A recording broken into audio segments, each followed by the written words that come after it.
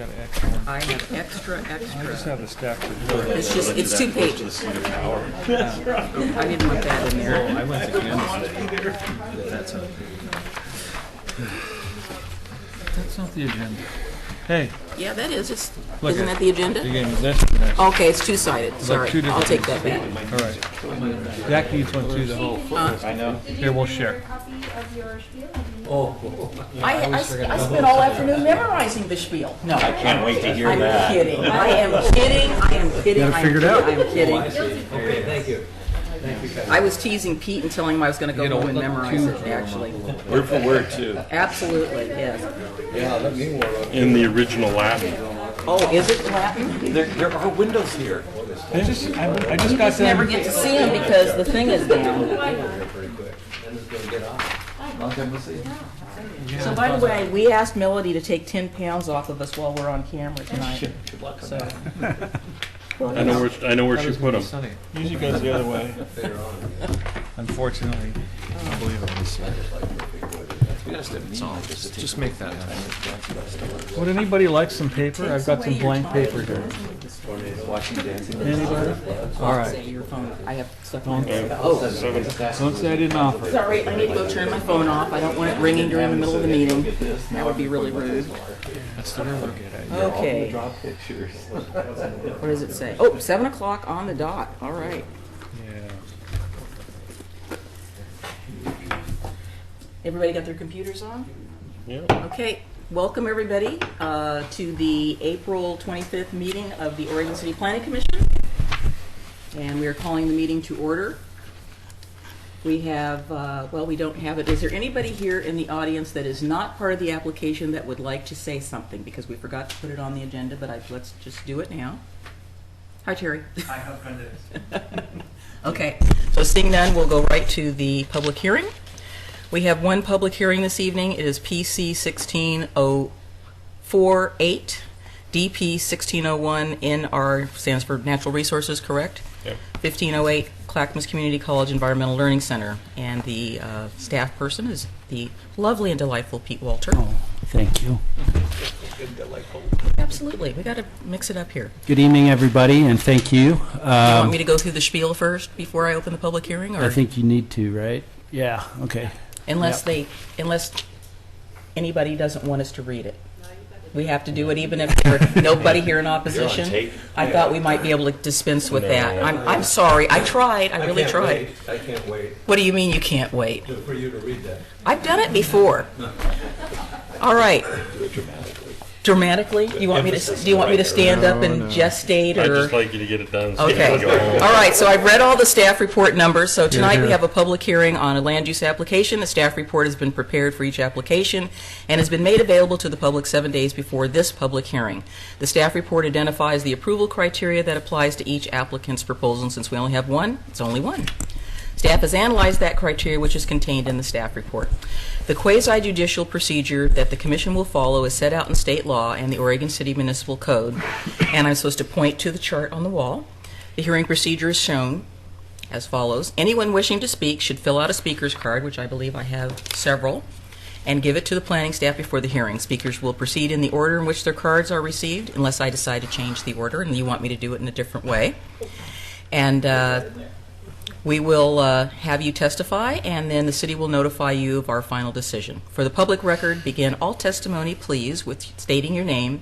Testimony and evidence should be directed toward the applicable approval criteria.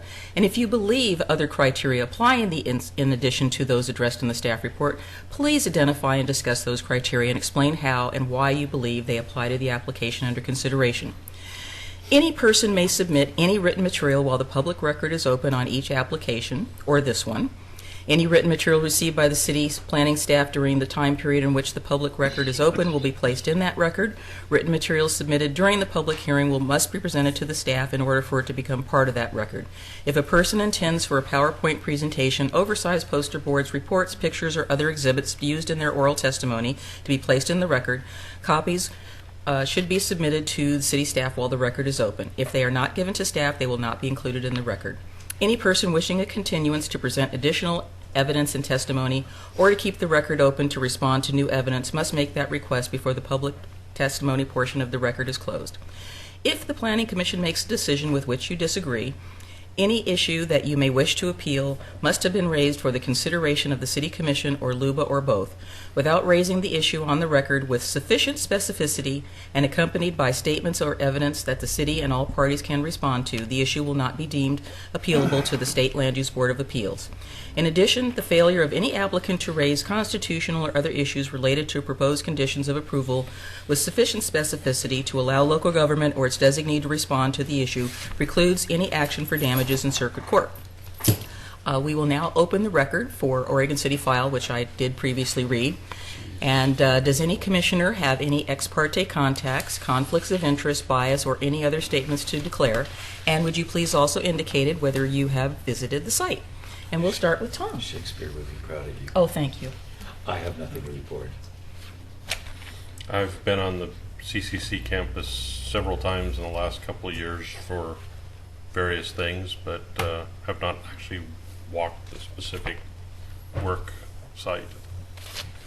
We actually walk through there and walk the dogs pretty regularly, so I'm familiar with the site. I've walked through there in the last couple of months as well. Yeah, I've been on the site once a couple of years ago. Okay, and I revisited the site today and walked around, and I'd say that everything that you've said in the staff report is accurate. It's definitely not the same site I saw several years ago. It's got a little bit run down. All right, Pete, are you ready? We will proceed with the staff report. And before I do that, does anybody in the audience wish to question any of us about our visits to the site or anything else? Nope. Okay. Take it away, Pete. Thank you. My presentation is no graphics. The graphics are in the applicant's presentation, will come after this. So I'm just going to run briefly through the staff report and the applicable adjustment criteria. Basically, the plan that's before you for the ELC was anticipated with the master plan approval for Clackamas Community College in 2007. That master plan locked in the development code and certain adjustments for the subsequent phasing at the college. It allows for phased development over the long term. Generally allows for staff level or type 2 review and approval without requiring further planning commission approval unless some specified thresholds or conditions in the master plan cannot be met, or if the applicant requests review under the current code, or some other code requirement triggers a planning commission review of that. In this situation, the application requires a type 3 review for the Natural Resources Overlay District for certain reasons. The main reason being that the threshold specified in 2007, which we'll go into a little bit, was exceeded with the additions to the pavilion and certain other improvements, which we'll talk about. And the current code has a threshold of 500 square feet of cumulative addition to an existing structure within the resource area. And if you exceed that, it has to be a planning commission review, a discretionary review.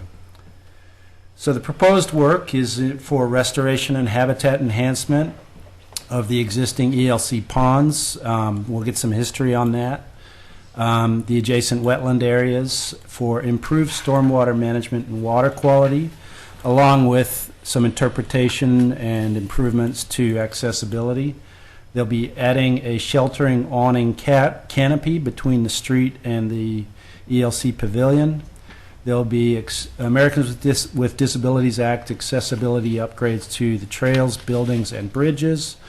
There will be a parking lot improvements, including lighting, paving, swales, and delineation of the existing gravel parking lot.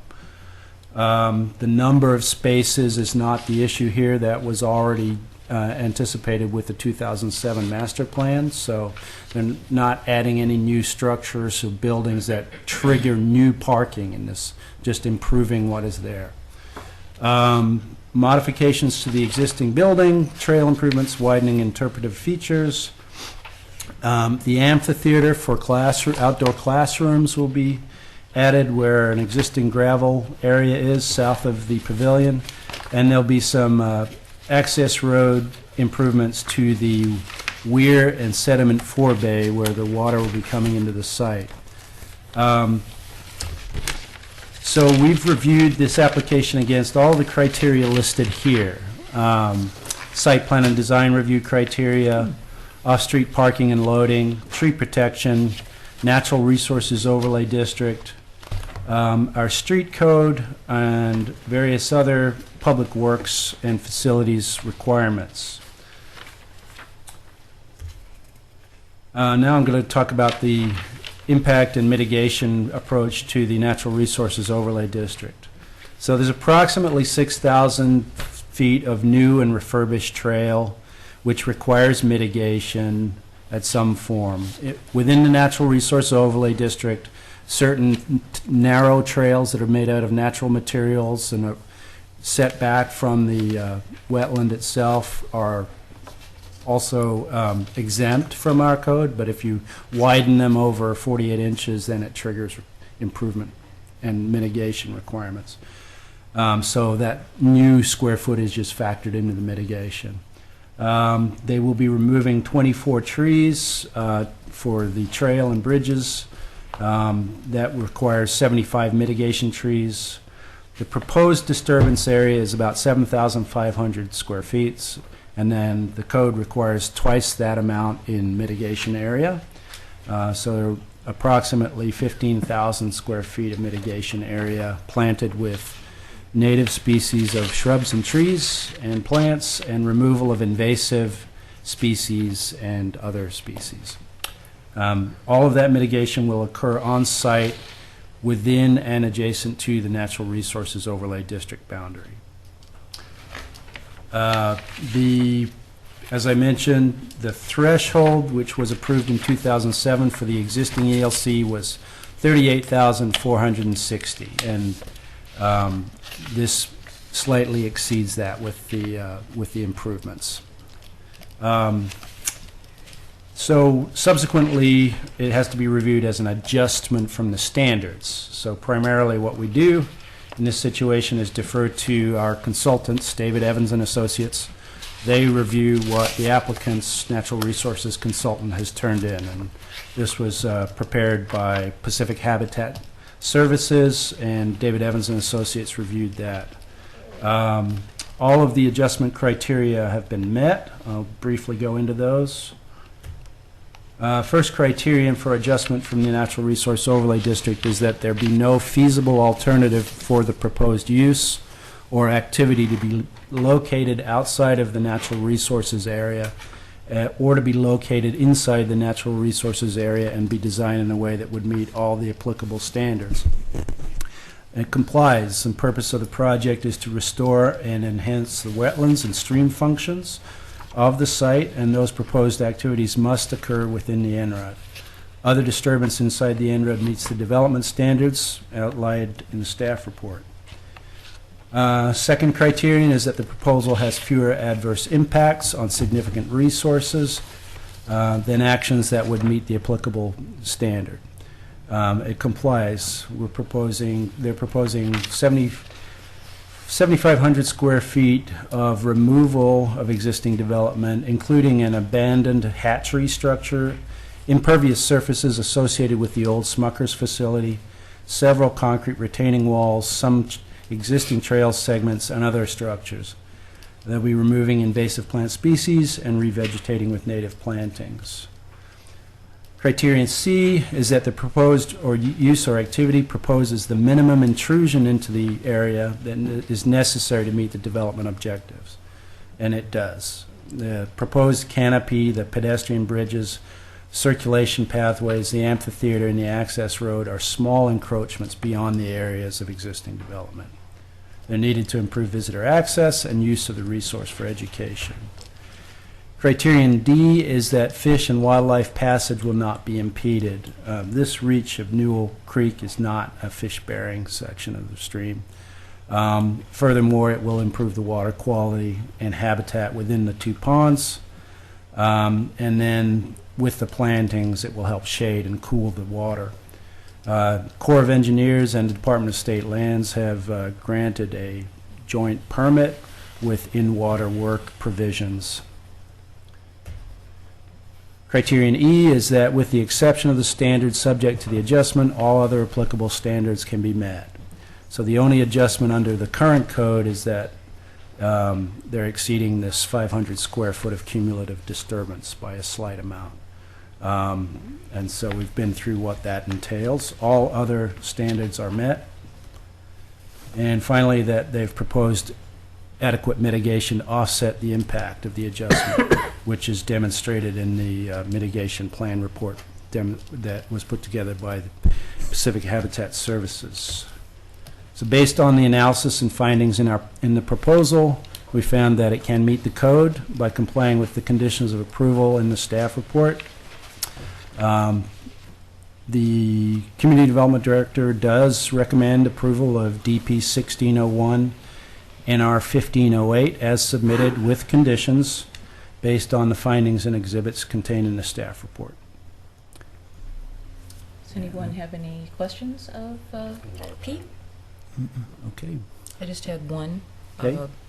So you mentioned that currently the portion of Newell Creek that runs through the college is not a fish-bearing stream.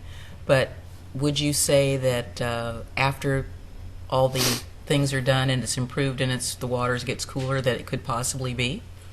Well, I think the finding was that it is not currently an anadromous fish-bearing stream, meaning seagoing. Mm-hmm. Oh, seagoing. Okay. Yeah, but I don't know what, maybe the applicant's expert can I just answer wonder if that. it ever Yeah. was back I don't know the answer to that. There might be a culvert or two years and between. years ago. I mean, culverts, before we had yeah. culverts and Yeah. things of that sort. Yeah. Yeah, it's a good question. Okay, Did you have a so question? we can No, move. we're talking about fish getting up that far. You never know. All right.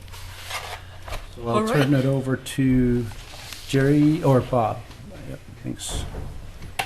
Okay. To the And there's applicant. a, To the applicant. Okay, so are we, how many people Sorry. want to go? So we have Bob. Bob. Hi, Bob. Hi. Jerry, did you want to come up at this time? And I suspect a lot of the questions are going to be for John. there's a remote control there you can scroll with. I'm just going to do introductions before we get going. I'm Bob Cockerman, Dean of Campus Services at Clackamas Community College. It's great to be here. I see this as one of many meetings we're going to have in the near future with the bond passage and the buildings we're proposing.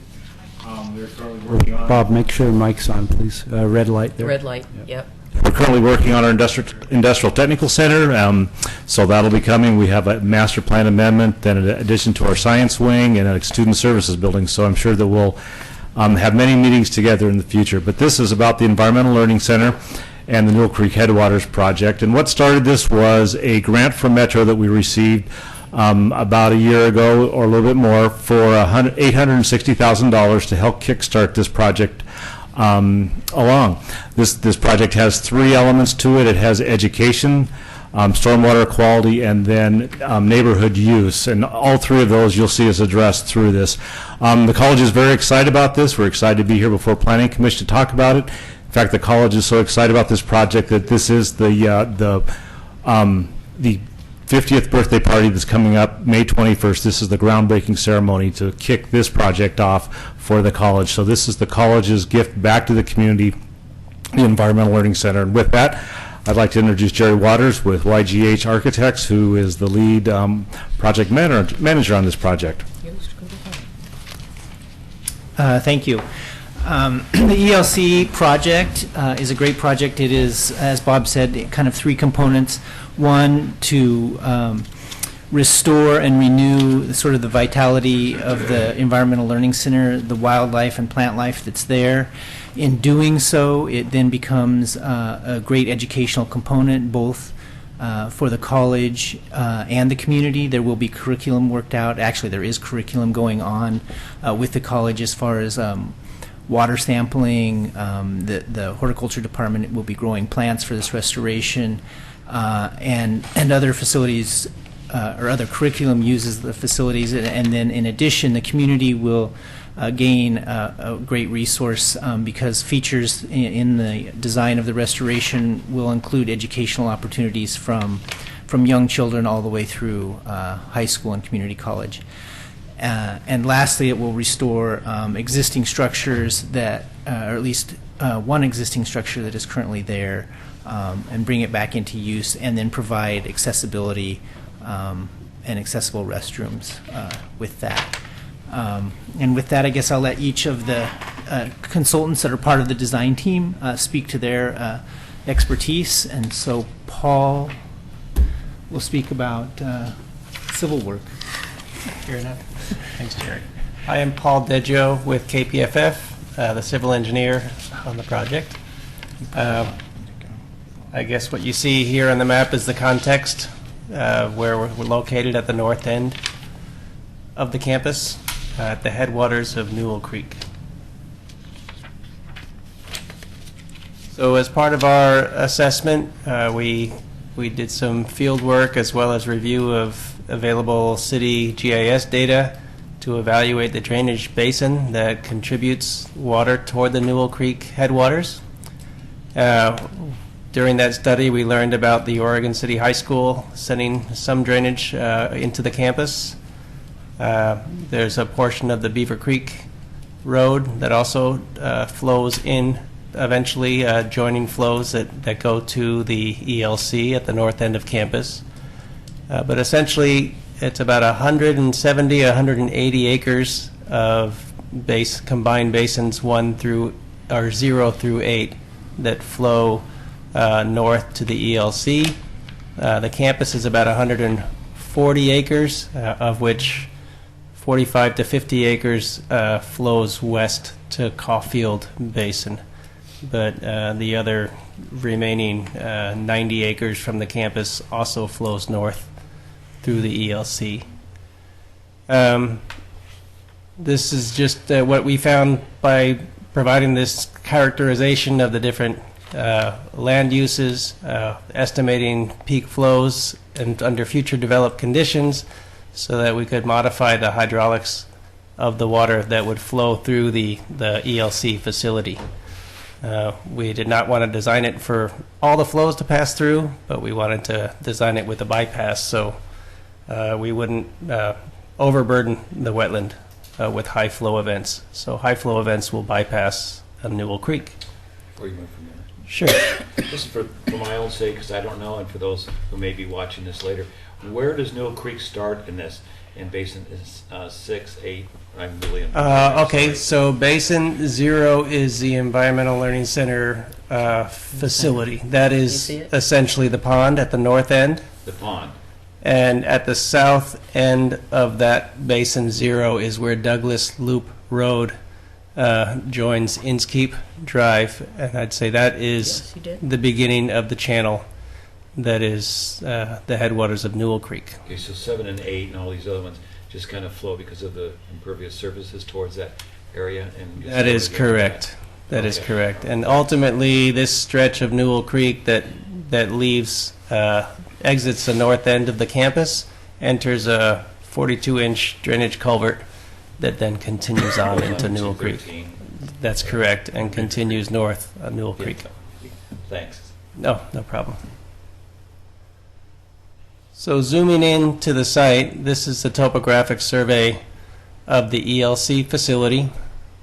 The campus improvements are going to be occurring here next to the facilities, the maintenance facilities, the offices there on the west side. That's the existing gravel area. And Jane will speak more to the improvements that are occurring out there with parking and access into the site. You're not pointing to anything at this moment, are you? I am not pointing to I was anything. just- So that's the I west kept looking side. for the little Sorry. hand of thinking, okay, he might be Oh, pointing can at I? something. Can you see a hand if I point? I No, can't I didn't see think so. anything. I didn't think so. But essentially, this is to illustrate that there are two main ponds. Those are the two white voids in the middle of the site plan that's on the I think Pete's screen. coming to help you. The hand just went off the screen. Oh, If we can reach. okay. There it is. There we Thanks. go. That's helpful for Top of the me. hand. Yeah. So these are the two existing ponds that are open water today, and the project is going to use soil to build berms to create a meandering effect through the facility to improve duration, retention time, and allow us to introduce vegetation. So John will speak to more to that when he speaks about the environmental improvements. But here's the headwaters of Newell Creek. There's some improvements here to introduce some weirs that'll regulate the flows that enter the facility and allow the high flows to bypass and continue down Newell Creek.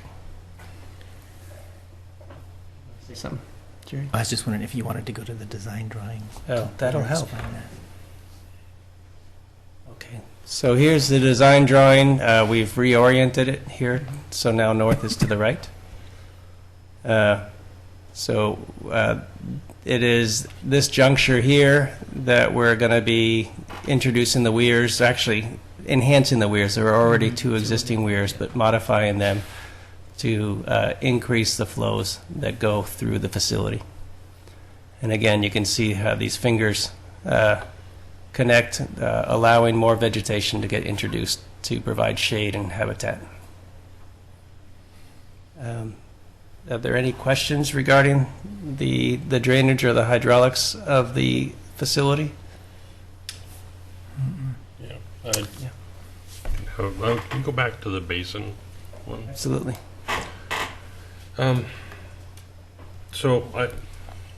The high school did an improvement right at the corner of Basin 8 in the little square section of it. This here? Right. I'm sorry, I meant to mention that. And so that drainage then goes into your property and down Newell Creek, correct? So, in light of comment number 2 of the conditions of approval, Bob has been in touch with the school district to learn more about the project. This basin, that is a boundary here at the south end of Basin 6 here. The water that's in this area of the maintenance facility project is flowing west into Caulfield. So it goes down west and south, eventually entering Caulfield Creek. It does not flow north as was suggested in the conditions of approval in the review. Okay, because I seem to recall that the detention pond that's already there. Okay, the detention pond that's already there is at the west end of basin number 8. It's actually, and it's slightly to the east here. It's that dark. right there where your hand It's is. that dark Yeah. area on the image, and that is indeed plumbed and piped along underneath that access road, the gravel access road, and enters the campus. But the areas outside of the pond. And that's what I'm concerned with is the detention pond, because that area was expanded with what the school district was doing. It's basically their overflow for their detention ponds. And so I guess my concern is will Newell Creek and or the ELC be able to handle the flows as Basin 7 and especially Basin 6, which is essentially undeveloped forest land for and pasture, if they come under intense development, potentially industrial, will these improvements be able to sustain the flows that would be coming their way, or are we looking at, Newell Creek constantly over flooding, or the 42-inch pipe on its way out getting a beaver across it, and and it's all flooding back? So that's my concern. Is that your territory? I mean, Basin WS and 3 and 5 and 4 are essentially built out, but 6 and 7 really have the potential to change your flow studies. And so and you mentioned that they were done for build out, but what does what's different between now and potentially then, with what you're doing? Fair enough. So as we evaluated these areas, we did look at the zoning and evaluated them under their full potential build-out. So industrial areas can be 50, 60, 70% impervious. Different classifications of zoning allow different percentages of imperviousness. So we use those same ratios during our analyses. So what we measured or what we estimate to be the flow with this analysis does not reflect existing conditions. It reflects future build-out. Okay. So what we're anticipating or estimating with these numbers are ultimate build-out flows. Okay, because just our last meeting, we talked about traffic and how far down the line do you go before you have to start fixing things. And this is water traffic, and so I just wanted to make sure that that your ELC doesn't become the crowded intersection that all the water decides to go elsewhere and take alternate routes, as what we were talking about with traffic, and because we all know that water will find its own way no matter how hard you try. You tell it to go somewhere else. Yes. Yeah. Someone else is going to talk about the actual design of the ponds and the weirs and stuff. I can speak a bit to the weir, but weirs and that level of hydraulic assessment. Is that what you'd like to know, or more about the habitat? Well, I just was reading in the stormwater report that they're basically the pond's gonna be like a cement pond above the new weir that's being constructed.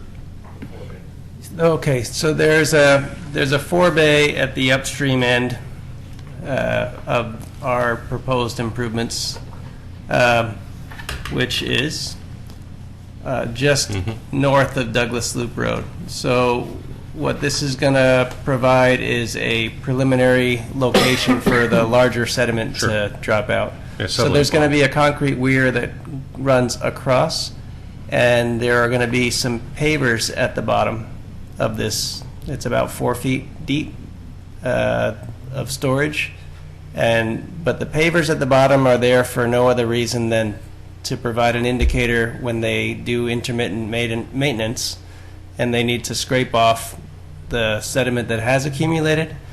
The pavers will keep them from just digging out the hole, hogging out the bottom. That gives them an indicator to know that they're at the bottom of the intended designed facility. Okay, and that's going to be in the forebay, or? And that'll be in the forebay. Okay, that was my concern, is that you're just building a big giant swimming pool, but calling it a forebay. And I understand that makes a lot of sense. I mean, when the guys are digging, they need, especially with this soil, it's you could just keep on going because there's more muck. Wait, we're 37 feet down, and so okay. Thank you. Thank you for asking about that.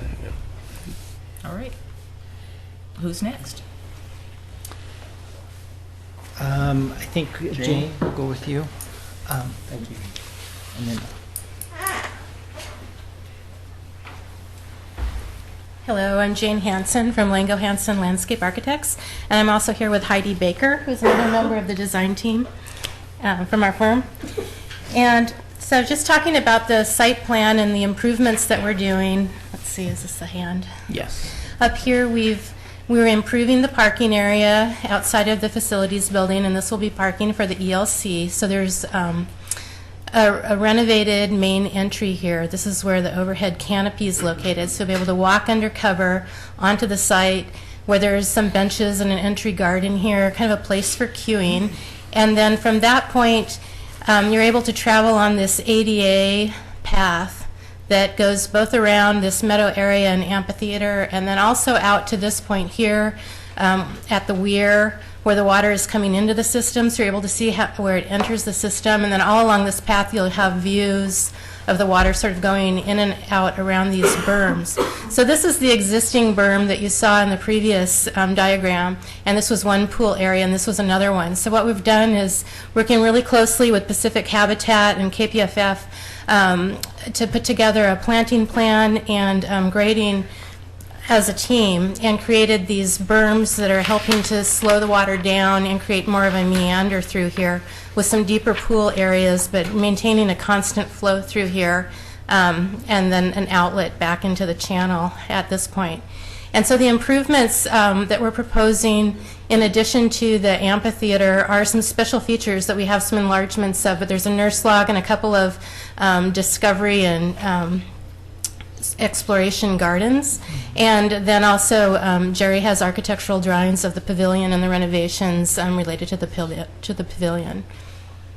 Let's see, do I go to the next? Yeah, it might also be worth pointing out that part of the reason the paths come down to the water here and in other spots for educational purposes, which is also part of the reason that we couldn't stay out of the in-rot boundary that Pete was introducing at the beginning of the presentation. Right, that was part of the school's curriculum. And then also just to give you an idea, the planting areas that are the darker color are the new restorative plantings that we're proposing, and then the lighter ones are the existing tree canopy that we're preserving to the largest extent possible. Real quickly on that, and you may not be the person to ask about it, but if you go back, what is going to be the water speed going through there to prevent these from cutting the berms and turning into little oxbow lakes? Is that you, or if it's somebody else, then I'll wait for them. We'll wait, okay. Yeah, no problem. Okay. So my question was not so much a question, but I thought that the tree survey was probably one of the most complete that I have seen since I've been serving on this commission, because generally they don't tell us everything, and more is better, so I really loved that. So and this is not a criticism in any way, so some of the trees that are maybe I missed it because the report was quite lengthy and very thorough, but so there's a bunch of trees that are going to be put in and there's a bunch that are coming out. So why are they coming out? Well, some trees are coming out within this channel area to create this meander through here, and then others are just nuisance trees, and they're not in great condition. So there was a fair amount of trees that were coming out because they were in fair or poor condition. There's a lot of trees in the ELC that aren't native species, and if they're nuisance trees, we're proposing to take them out. But for the most part, everywhere that's outside of the area of grading, because anything that's kind of within the grading zone, you're affecting the root systems of those trees, we're preserving. So we feel really good that we were preserving a lot of trees that were very close to areas of grading, and there will be really extensive tree protection fencing to preserve those trees as well during construction. I know that the nuisance tree list keeps expanding, so Right. just throw out a couple. Well, for instance, Norway maples, they tend to reseed in the forests, and I think that just off the top of my head, that's the one that stands out the most. And there weren't a lot of nuisance trees on the site. There was more nuisance invasive weeds, and that's another issue. But yeah, well, that definitely will be something that will be taking out all the invasive weeds as well. And so this just shows an enlargement of the entry with the overhead canopy dashed in, benches on either side of that entry to wait and for a ride, or just being able to sit there and get your bearings before going into the ELC. There will be a map located there, as well as some interpretive signage. And then off to the right-hand side, we'll have a nurse log feature.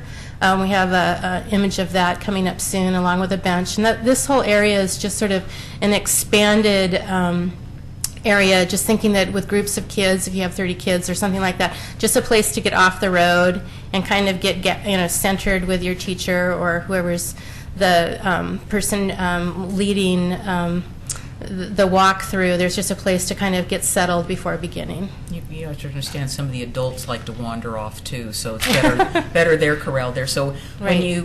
when right where you have the edge of the crosswalk, there's an existing sign that you walk under. Mm-hmm. Is that going to go away? We're redoing that, Oh, so there will be redoing a new map, and then there'll also be another sign with rules and that sort of thing, hours.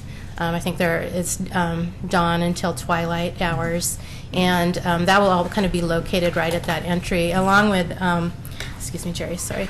Right here, there'll be a new entry sign as a feature, which will be a large piece of stone with a new entry sign. And then I should mention, too, that all the bridges within this area will be new as well. I noticed a lot of the old ones were made out of the recycled wood Mhm. and had patches on them. Mhm. Did you want to say anything? Yeah, about I the did. pavilion?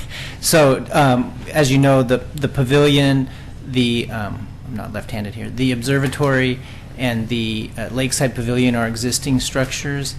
With this project, we are not proposing any work to be done at the Lakeside Pavilion or the observatory, and only, to some degree, minimal work at the pavilion.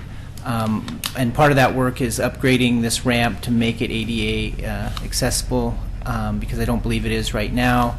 And then there's some existing toilets, which I'll show in more detail, that will be upgraded to be ADA, so that that can be provided. And then the pavilion itself will have some modifications to basically become a classroom that can be opened up, and so that the outdoors of the Environmental Learning Center can really be studied or experienced with classes out there.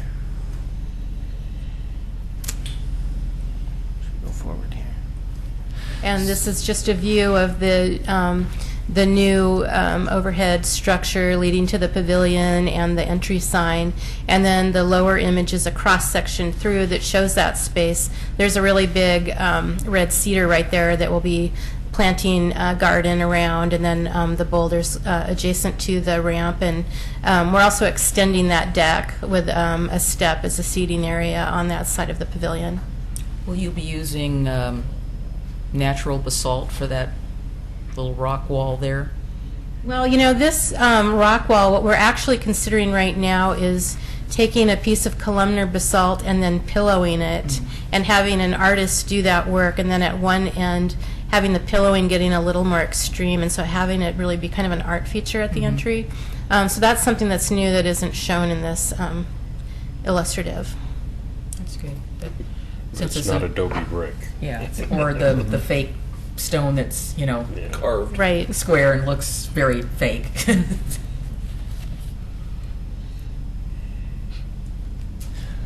So here's a plan of the ELC, both before and after. So the bottom here is sort of existing with demolition. It contained 2 restrooms that had a hallway here, but the restrooms were too small for ADA. So here we're just capturing that space and making them ADA accessible, like I said, and redoing and extending the ramp. And then the other main feature is the south and the east walls will be a wood frame glazed wall that has accordioning sections, so that the whole wall on each side can essentially be opened up, essentially making a nearly outdoor classroom environment for the college and the community. But didn't quite work. That's good.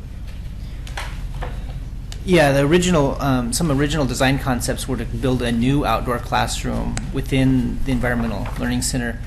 And after a few rounds of design work, we realized that there's an existing underutilized structure there, and it seemed like a much better idea to make use of that. And so I'm glad we were able to do that.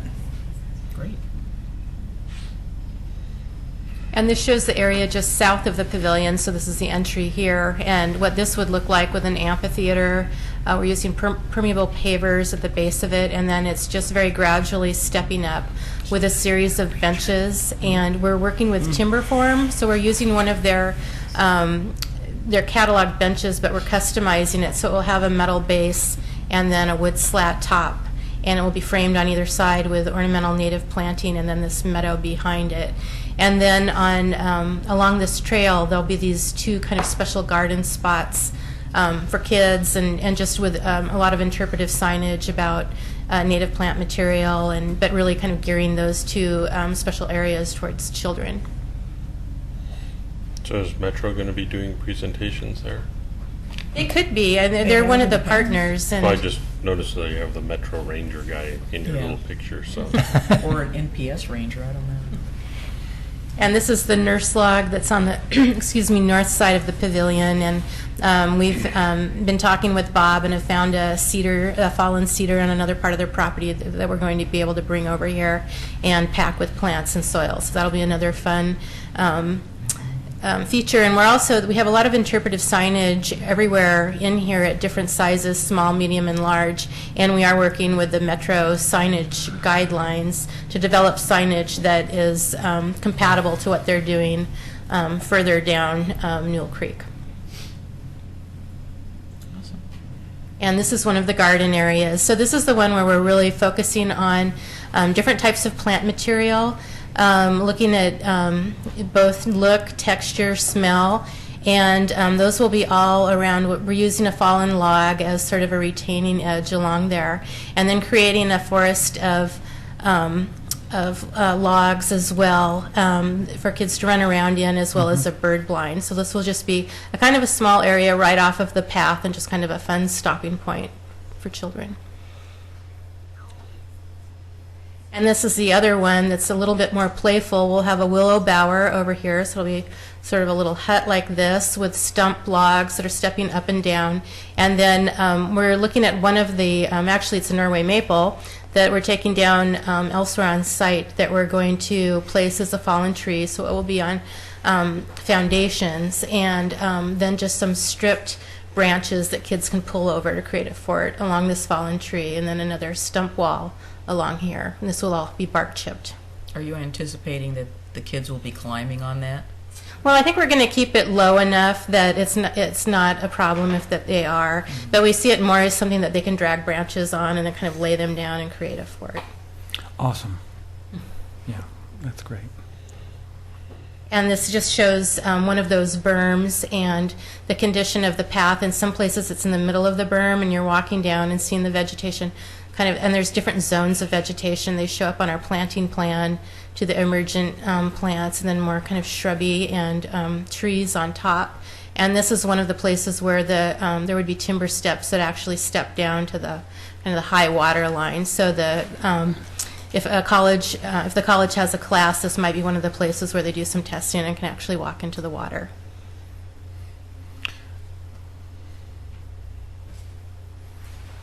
John. Oh, yeah. So.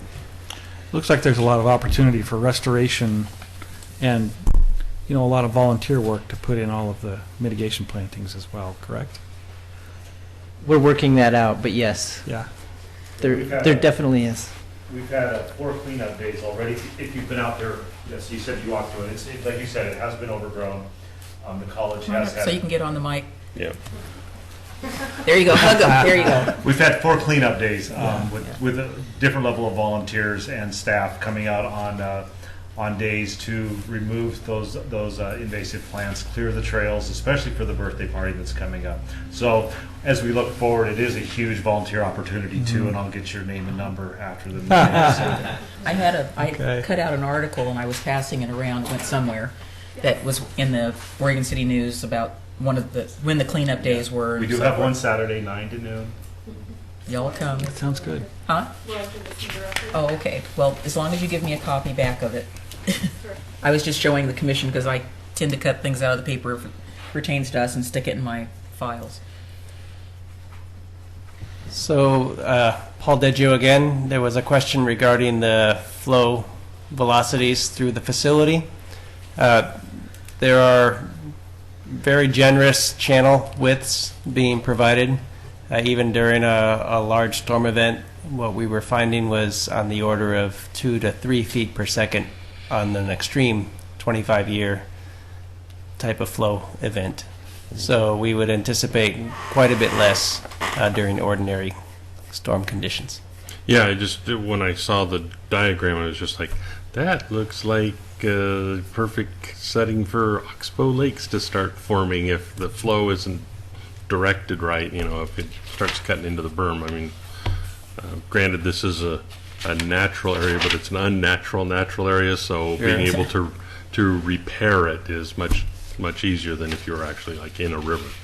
But, so because of the use of the weirs to allow the high flows to bypass and limit and mitigate the amount of flow entering the facility, as well as a weir at the downstream end, the facility quickly goes into a backwater condition, and as a result of that, it does mitigate some of the velocities that pass through. Okay. So only on the order of 1530 CFS, 1525 CFS goes ever through our facility. The rest goes and bypasses the channel. Okay. Yeah, I just would hate to think that Same here. you're the wrong angle with one channel, and the next thing you know, it's all washed out. And so, thank you. Appreciate that. Since it's our tax dollars at work. Good evening. My name is John Van Staveren with Pacific Habitat Services. And I'd just say a little bit about the NROD and how we got to this point, actually, of having a hearing tonight. So we did a wetland delineation. I've actually been working on this project for quite a while. We had an original application that was filed with the Corps of Engineers, Department of State Lands, and when you talked about having a cement pond, it reminded me actually of that original application, because it really was a cement feature out there that was proposed. So that was withdrawn, and this is the new submittal, obviously. And it is, yes, an unnatural area. This was, as you know, the Smuckers facility from 1948, 1970. And those ponds were rectangles at one point, and obviously that isn't the case anymore. But we did a delineation the last time we filed that application, and so we delineated the wetlands, and that was filed with the state and the Corps of Engineers, and they require that the delineation be updated every 5 years because things can change. So we redid the delineation for this application and found that there were 3 areas that had slightly enlarged, and the 2007 master plan didn't anticipate the change in size or change in the area.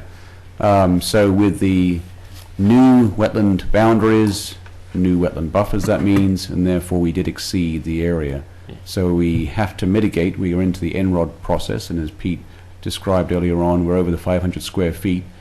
The impacts actually are relatively minimal. And as you heard, we'll be taking out some trees, 40-odd trees, and then as mitigation, and that is at 2 to 1, we'll be planting, what is it, the next? 75. We have the next slide. Oh, we do. Yeah. Yeah, we'll be planting, those are the areas of additional development you see there, not very big at all. But we'll be planting about 500 trees and shrubs. And we'll also be taking out some impervious surfaces. We're obviously taking out the old, there's a fish hatchery, if you saw it right there on the south side. And then we have some area impervious. Right. Concessions building there coming out. And then this is the big area.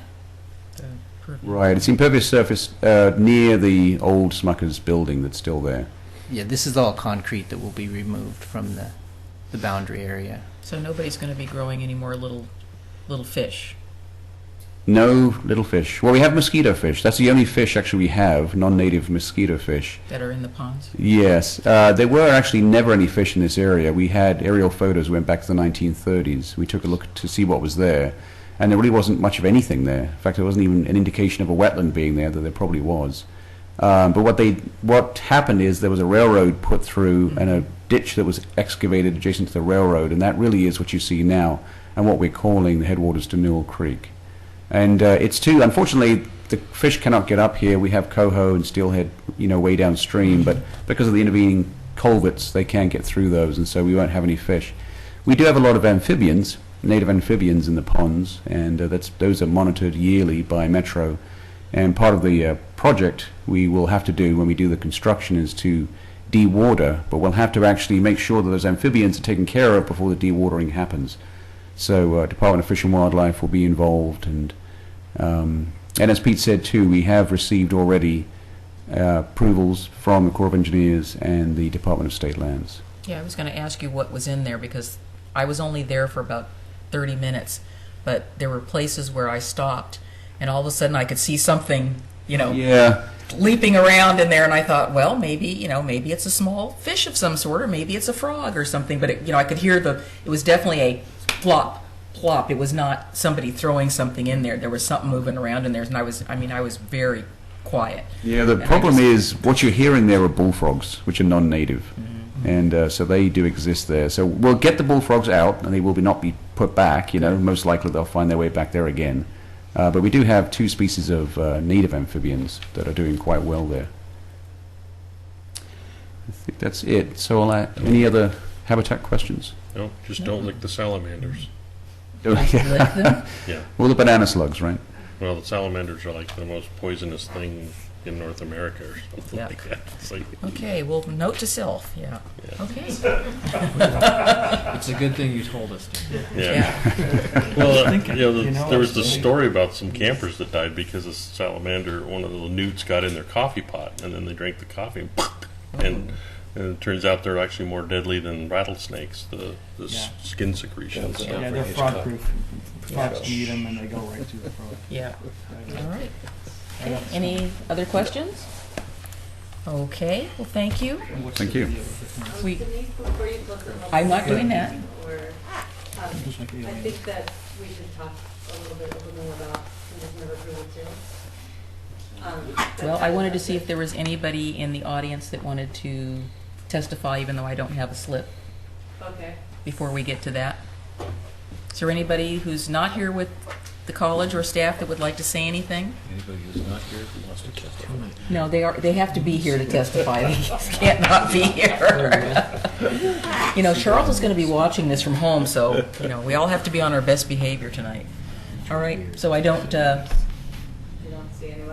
see anyone or hear of anyone or not aware of anyone. So if you take a look at the conditions of approval, the applicant was discussing in response to Commissioner Mady's discussion about how the stormwater was moving off of the Oregon City. Jennifer, You said microphone. that's condition number 2? Is your mic on? Okay, so just say it over. Sorry, Melody. Now it is. Can you hear me now? Yes. Okay. So condition of approval number 2 talks about stormwater moving off the Oregon City School District property near Basin 8. And in response to Commissioner Maby's questions, the applicant said that the stormwater is actually not moving towards their facility. And so we are concerned that the way that this condition is written, it might not be able to be achieved by the applicant. So I would suggest that you add, after the word Basin 8 in the second line, a comma and say as needed, comma. No, it's on. The red light is on. She's eating it. Yep, okay, so comma as needed? As needed. Okay. Comma. All right. And if that makes sense to you and the applicant, then. Gentlemen? So the full condition would read, the applicant shall revise the preliminary stormwater management plan to modify the extent of Basin 8 as needed to include the stormwater runoff generated from the newly constructed Oregon City School District Transportation and Maintenance Facility located at the northwest corner of the intersections of Myers Road and High School Avenue. So, any comment on that, Bob? Okay. Paul? I was going to ask, instead of... Come on up. We already know who you are, but just come on up again. Got to be on the mic. Fair enough. I was going to suggest potential alternate wording to read as applicable.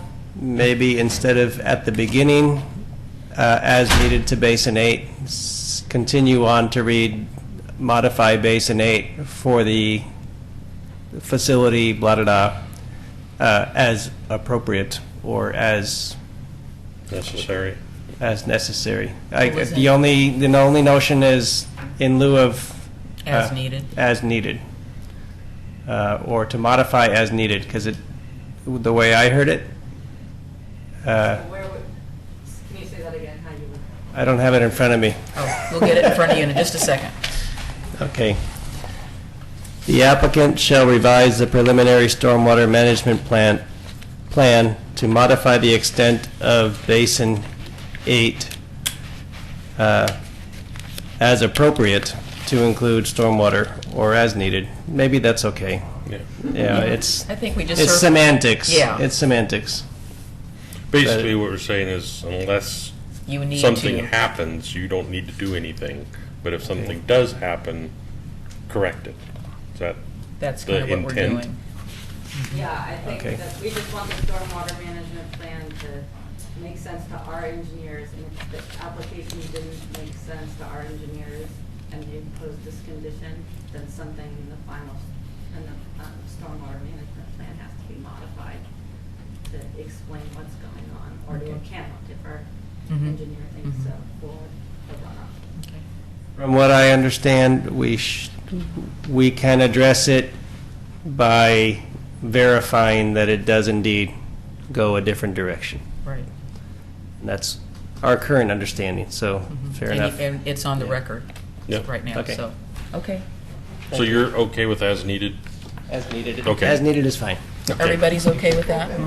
Okay, well, I will go ahead then, if it's okay with you all, and close the public hearing, and we're ready for deliberation.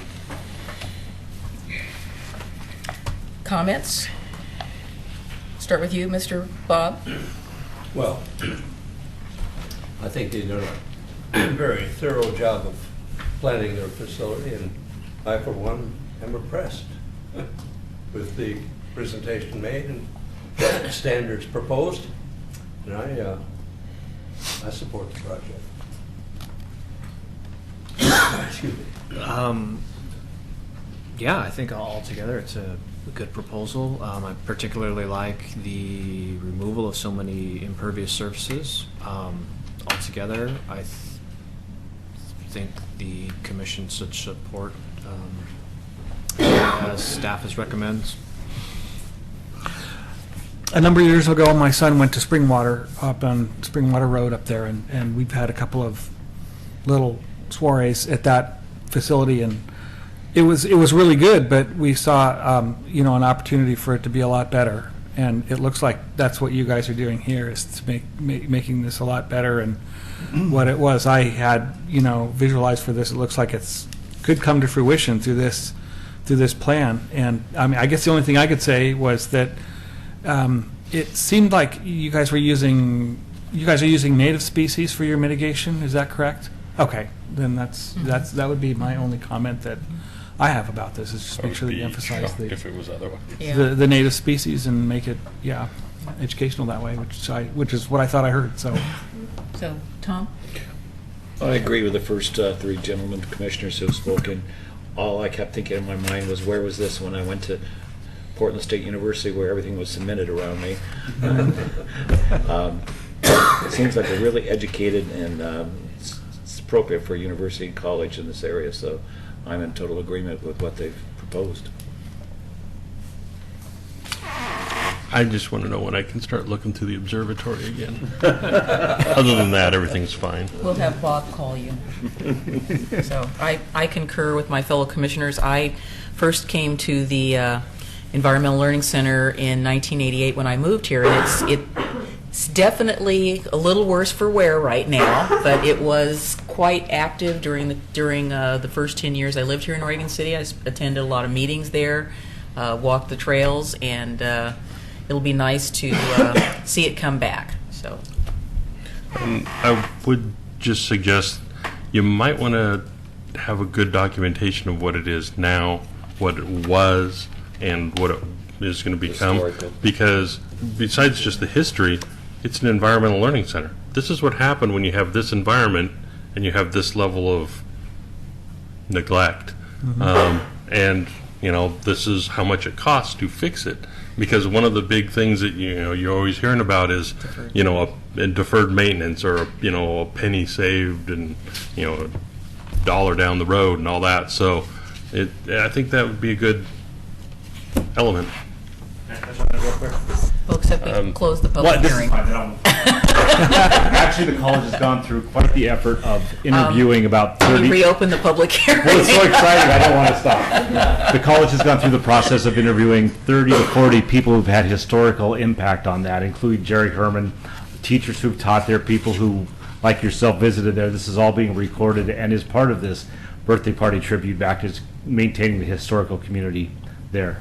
So, is it the college's party or the ELC's party? It's the college's birthday Okay, party. 'cause I And was- we're when you using the said that- ELC as a okay, groundbreaking yeah. ceremony to start the project. Yeah.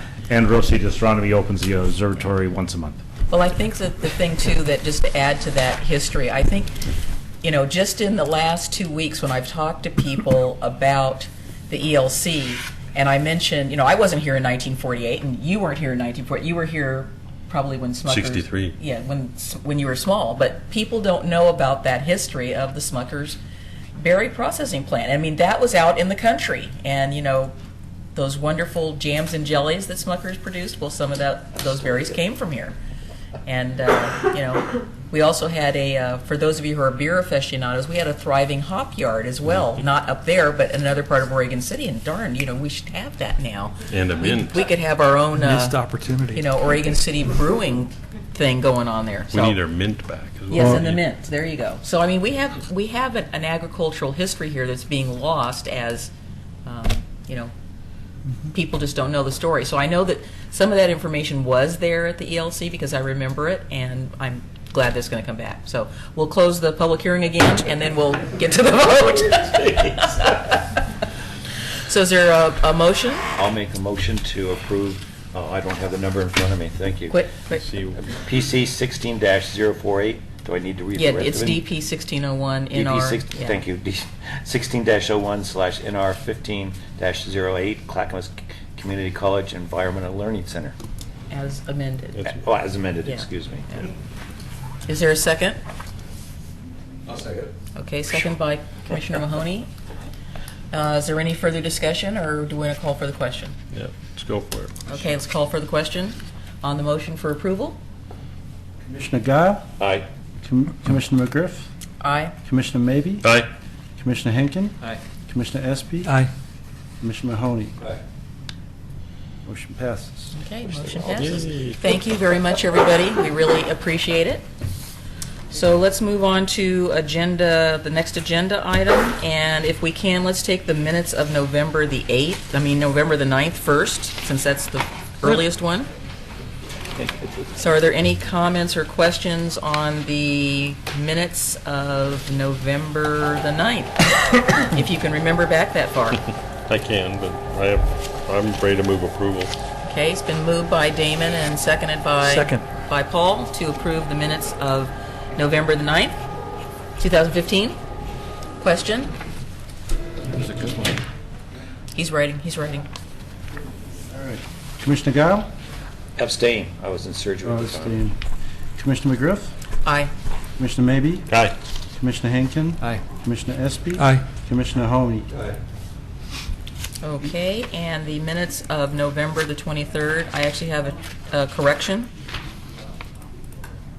Okay. On page 2, I was talking to Tony about the cottage industry, and what I thought I said was that the live-work apartment complex would be required to adhere to residential building code standards rather than where it says home occupation, rather than work-live that would be required to be built to a commercial building code standard.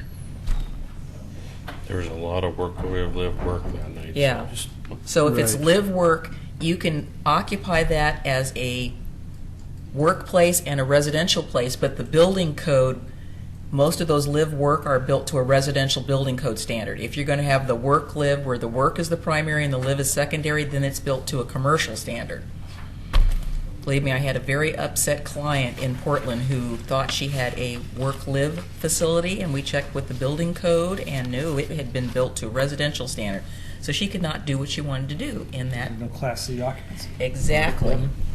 Oh, that's terrible. Yes, she was very unhappy, and there was nothing I could do about it. Yeah. So that was my only correction.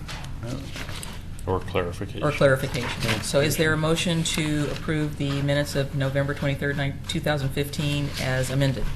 I'll move to approve the minutes as amended. Second. It's been moved and seconded. All those in favor of approval of the minutes of November 23rd, 2015 as amended signify by saying, when Pete calls your name. Yeah. Or we'll just go aye. Everybody's in support? No, we did roll call. We Okay, agreed to roll call go to the roll call. Commissioner Guile? We're just trying to mix it up. Commissioner Maybe? Aye. Commissioner McGriff? Aye. Commissioner Espy? Aye. Commissioner Henkin? Aye. Commissioner Mahoney? Aye. All right, Minutes and approved as amended. last but not least, we have public comments to be included in the record from April 11, 2016 work session with the Transportation Advisory Committee. Thank you. So we did receive some public comments the night of our joint work session with the Transportation Advisory Committee, and I did not see that they needed to be entered into the record, and so I'm submitting them to you now. I've also sent them to TAC and sent them over email, and we'll talk about them again at our next upcoming work session between Planning Commission and the Transportation Advisory Committee, which is on May 23rd. Okay. Do we need to move to accept them, or just you're just acknowledging that they happen? I think she's just acknowledging. Okay, Yeah, I don't that's think fine. we need to do anything else. Is the comment period still open? Are we still able to provide Well, comments? there On the wasn't- transportation stuff? Yeah. Mhm. Yeah, it's just a work session, so Okay. I don't see why we wouldn't, Yeah. right, Laura? That's correct, it was just a work session, and the first work session from the audience was just to focus on background information about how we perform transportation studies and so forth. Mhm. This next work session on May 23rd, we're going to continue to provide additional information. We have an email that will be going out to you soon with some of our legal bookends for transportation. Jennifer's written a memo for us. And what we want to do is provide the Planning Commission and the Transportation Advisory Committee with background information about why we do what we do and how we do what we do. And then we will come together on May 23rd as a face-to-face work session. We'll have a table in the audience where we can look at the Transportation Advisory Committee, and we can talk about what each of our rules are, and we'll be a bit more interactive. And that really is the best time to take comments anyway. Okay. So, Mine are really dumb anyway. I wouldn't say that. I had street cleaning and bike lane comments and paving comments and stuff like that. Those are important. So if you're going to have, multimodal stuff, Yeah. enhance those multimodal facilities. Like, how we've been doing chip seal all over town, and the chip seal goes right to the edge. Edge where the bike The lanes edge of are. the chip seal goes to the middle of the bike lane. So you have this seam that you're constantly fighting with on your bike when you're riding down the lane. So instead, it should just go to the curb line, and so it's smooth. And then also, regularly clean that area so there's no debris in there. If you just drive a car, you don't have those problems. I know it, and I probably do a lot more And than I if you sound get like. rid of the bike lanes and the lanes are wider. my and wife so much rides. easier. All Regularly. right, settle down. Hey, there's got to be a con to So every I'm pro. speaking for her. I never had trouble with my I have a couple tricycle. more updates for you too. We have a work session with the City Commission on May 5th. That's coming up soon. We'll talk about equitable housing, and then we'll also talk about upcoming maybe regulations regarding marijuana. Oh, So nice. you may have seen this flyer. We're going to have an open house on Thursday. This Thursday. This Thursday from 4 to 8 p.m. at the end of the Oregon Trail Interpretive Center, which is at 1726 Washington Street. And as you know, Oregon City voters are going to vote on marijuana Right. in an upcoming election. And if they choose to allow marijuana, then we want to Well, be prepared. you need to be with more any descriptive. We're not choosing to allow it. We're choosing to allow it to be sold. or processed or manufactured. Yeah. And if any of those things happen, we need to think about if we need to look at additional regulations or not. So buffer areas from sensitive receptors like schools and daycares and that kind of thing. And my house. And then there's that big question. No, because we just got done with this, and In Lake Os- in in LO. LO. And the big question is like, okay, so you have a buffer area against a school or a daycare. Then if you apply to do a daycare, do you need to be buffered away from the marijuana use? So it's kind of a double thing. So you're not only doing the marijuana law, but you're also probably going into some of your sensitive receptor uses and modifying those as well. Yeah. Just throwing that out there. Thursday night. It's for Thursday, and it'll be a really great work session. Right now, you can Yeah. go to www.orcd.org and look up our regulations and some online polls and questions and FAQs. At the Thursday work session, there'll be people from the OLC. Open house. there, open house. There'll be a place to answer questions and take polls and get comments and get a lot more background and feedback. The police department will be there as well. So it'll be a good place where you can get all of your questions answered in one spot and provide your input. So It'll be planned on so that. I volunteered to be Thank you. at one of the stations. So do you have me down for the? I Are you need dividing it to up so I find can? a slot that works for you. Yeah, because I've got, matter of yeah. fact, I've got a meeting here Yeah. at 3 o'clock, and then I go across the street at 4 Okay. o'clock, and I'll be done at 5 o'clock, and I And you can, guys are going to serve brownies, right? Yeah. I should be able to. Legal ones. I should be able to be down there by 5:30. Denise, what do you mean by a station? I mean, are you like biased one he- direction or another? Or? Pete is going to have different stations where people will be standing there, be able to talk to people, help them facilitate. So if you want to come down and be at a station, I'm sure Pete Yeah, could use we're the going to help. share the results of our surveys, number 2 to date, so we'll be having those illustrated. Yeah. We'll be asking the same questions from survey number 2 in a graphic format, so people can put a preference sticker next to whatever they think is important. I So we're responded not to trying to dictate to them how they No, should we're go. just there to be happy, Oh, no, smiling and we'll have a faces. big map with some locations on it and that sort No, of a thing. map, And not the a big buffer map. areas, the 1,000-foot buffer areas will be shown on the map for reference purposes. And other We're going to set information. a world's record. And we're still looking for more volunteers. Yeah. So, if anyone's I free went for with a the couple volunteer, hours, too. I've got give me a everything ring. I'm setting up for Yeah. that week. Like I said, I can do from 5:30 to, But you need it's help. this Thursday Thursday. from 4 to 8. Yeah, and I can come might down, be a tough I'll one. be there at 5:30 on the spot, Great, okay, and I'll stay until we're done. thank you. I didn't want to say anything, we're not on the record, but I did notice something interesting while I was at the ELC today. As I'm walking through the path, I hear some laughing and snickering, and there's 3 guys over there, and I just kind of walked by them, and then I went on around, and then as I came back, I've noticed something that I normally don't smell, and I thought, oh, that's interesting. I said, wonder if I should say anything to them, and I thought, no, I'm not going to say anything to them, and About what? well, it was a certain smell that I noticed while I was That they there. shouldn't be doing that, or just Well, that they- technically, no, they shouldn't have been doing it there on campus property. Can't walk anywhere in Portland without it. Not smelling. Downtown Portland at all. So I happened to notice that. You know, the way things are going, I just drove in from 174th and Division area, and I drive up 99. Pretty soon, there's going to be so many shops that everyone's going to put Yeah. each other out of You business. want me to announce the sooner or open later, house? but just so Yes, many. yeah. Okay, for those of you that are not aware, on Saturday, April the 30th, from 9 to noon. That's this Saturday. This Saturday, the Public Works Department is going to have a free pancake breakfast. Bring your own real syrup if you want real syrup. And a site tour to learn more about the Public Works Operations Center and their master plan process. The breakfast will be served from 9 to 11, and guided tours will start every 30 minutes beginning at 9:30. So I plan to be there with my own real maple syrup. Is this from recycled materials from last Saturday's cleanup? Pancake breakfast. Yes. Oh, The Public Public Works Department and the McLaughlin neighborhood have been working together along with other neighborhood associations as they work to revise their master plan. And this is this Sunday? This is this Saturday, April 30th, this Saturday.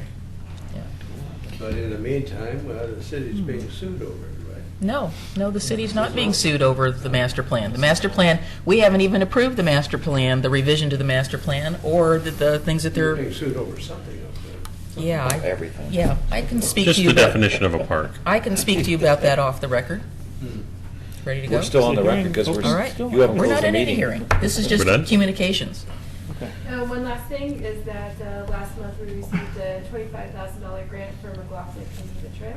And so we have 2 years to sort of work on it. Metro. For Metro. Wow. Our neighborhood supported it. I don't know, Kanema couldn't quite get it go together. through your They didn't neighborhood. say anything about it. Okay.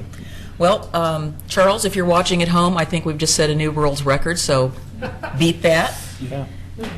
Any further business, gentlemen? Nope. Okay. We're only Blazers. proving our circumstances. All right. So